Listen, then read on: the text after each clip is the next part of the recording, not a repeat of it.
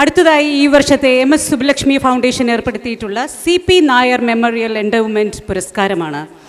ഈ പുരസ്കാരത്തിന് അർഹനായത് Shri S Harikishore IAS അവർകളാണ്.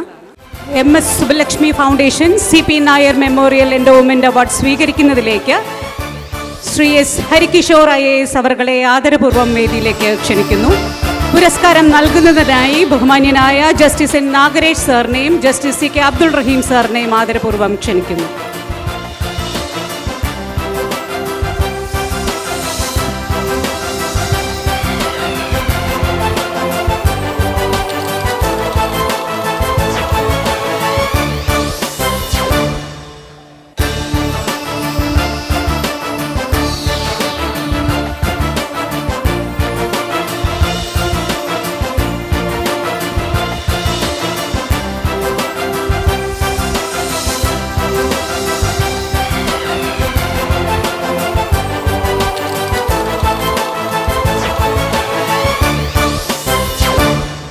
മറുവാക്കിനായി Shri S Harikishore സാറിനെ ക്ഷണിക്കുന്നു.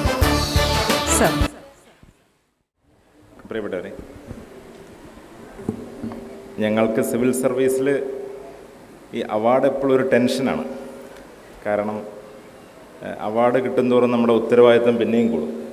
എപ്പോഴും വിജിലൻസ് കേസ് വന്നേക്കാം, എപ്പോഴെങ്കിലും പ്രശ്നങ്ങൾ ഉണ്ടായേക്കാം. ഇതൊരു സൈക്കിളാണല്ലോ, അപ്പ് ആൻഡ് ഡൗണിൻ്റെ സൈക്കിളാണ്.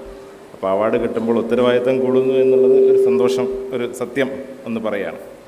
ഇവിടെ കുറേ കുട്ടികളുണ്ട്, അച്ഛനമ്മമാരുണ്ട്. അപ്പോൾ കുട്ടികളോടും അച്ഛനമ്മമാരോടും ഒരു കാര്യം പറയാനാണ് ഇപ്പോൾ തോന്നിയത്.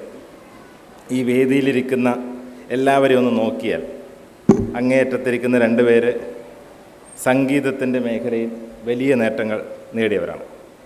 ഒരാൾ നിശ്ചയദാർഢ്യത്തിൻ്റെ പ്രതീകമാണ്. തൻ്റെ 51ാമത്തെ വയസ്സിലാണ് ആദ്യത്തെ സിനിമ പാട്ട് പാടിയത്. അത്രയും വർഷത്തെ കഠിനാധ്വാനം 51ാമത്തെ വയസ്സിലാണ് അദ്ദേഹത്തിന് സാക്ഷാത്കരിക്കാൻ സാധിച്ചത്.